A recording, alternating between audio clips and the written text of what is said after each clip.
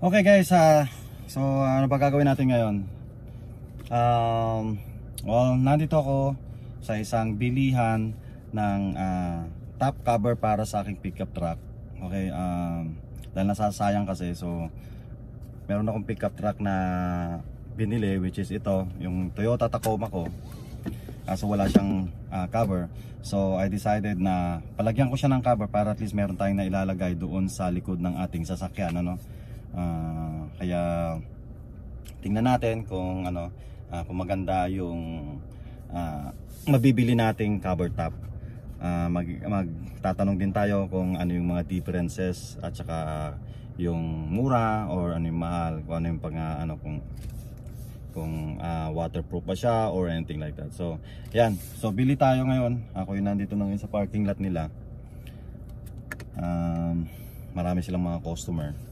Okay, nagpunta na ako sa ibang shop, and may pagkamahal din ng konti. So we have to canvas kung actually napuntahan ko na to kanina, and mas mura sila ng konti. So kaya eto, binalikan ko. So ipalalagay ko rito sa kanila yung cover top ng sasakyan ko.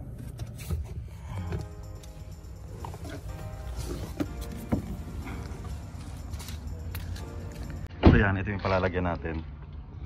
Okay, yan. So palalagyan natin to ng cover para maganda. Para at least ito nagagamit, no? Pwede natin lagyan ng so dito, ito yung mga yan. Ito yung 4-fold nila. So ito yung palalagay natin. Yung 4-fold. Okay, meron din silang retractable, yung sliding, kaso wala silang stock. Gusto kong ilagay na kaagad, and kung yun ang pipiliin ko, hindi natin alam kung kailan sila magkakaroon. Sana gusto ko maganda, kasi yan mo lang, yan siya, yan, okay. Nai-slide lang siya. Ganda sana siya kasi nai-slide.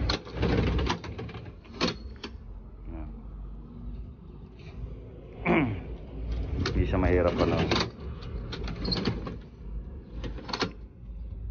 tsaka automatic siya. Yan, ganda sana.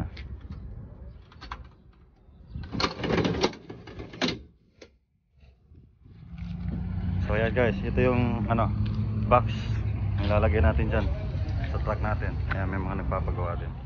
So yan guys, nakabili na tayo, kakabit na lang. So ang binayaran natin ay worth of 1,099 for the cover.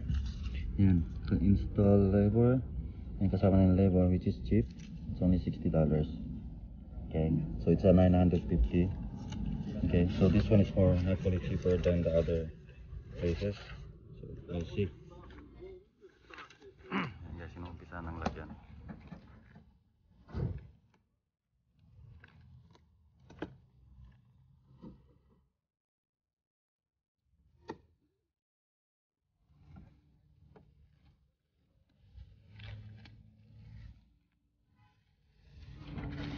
Biruin nyo guys, ang bilis nila. Lima-lima silang ang bilis nilang magtrabaho dito. Kahit na napakarami sasakyan ginagawa nila, ang bilis nila. Sa bagay kasi yan naman ang ginagawa nila araw-araw.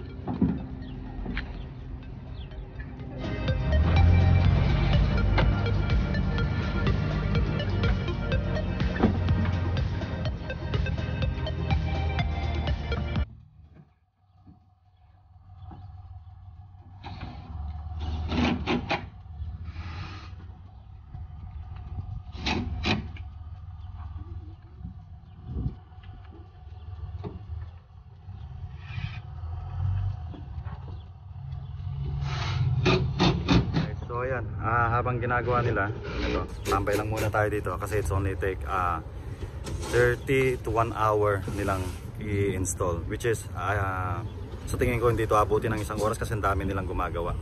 So yun ang nakaganda dito, marami silang gumagawa, no? Pag binili mo, ayan, nandiyan na kaagad yung gamit, yung parts, then i-install kaagad din nila. So Ngayon, ayan, nakamura tayo. Okay, it's only 1,000. I only paid $1,000 or $1,100 less. So, yan, ano lang siya, cheap lang siya. Okay, mura. Pero maganda yung klase, magandang brand. Okay. Kasi sa iba mas mahal. Yung pinuntahan ko nasa 1,500 or 1,500. Hindi pa kasama yung labor. Tapos yung isa naman nakita ko merong 1,000, hindi pa rin kasama yung labor. So ito kasama na yung labor. So naka-cheap tayo. Yung sasakyan natin yung kulay puti. Toyota Tundra siya rin. Hindi. Toyota Tacoma. Tapos yung isa naman Toyota Tundra. Yan yung pinakamalaking pickup truck ng Toyota.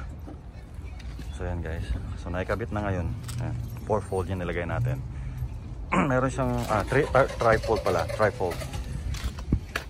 So yan. Pasok na tayo. Nailagay na. So supposedly ayan. So tapos na tayo guys. Supposedly yung 4-fold dapat ang ipalalagay ko. Yun pala yung 4-fold, pag ang bed mo pala ay 6 foot, etong truck ko ay 5 foot lang. So hindi kailangan siya ng 4-fold. So yung tri-fold lang ang nilagay nila, which is maganda at napakatibay, no? So pwede mo siyang apakan kahit doon sa punta ka sa gitna, no? Kasi ano siya, aluminum siya. So magaan din. Ayan na, so naikabit na. Ayan, so meron na tayong mailalagay ng mga gamit sa loob ng truck natin. But hindi siya yung anong tawag noon, yung waterproof talaga, or hindi siya yung waterproof.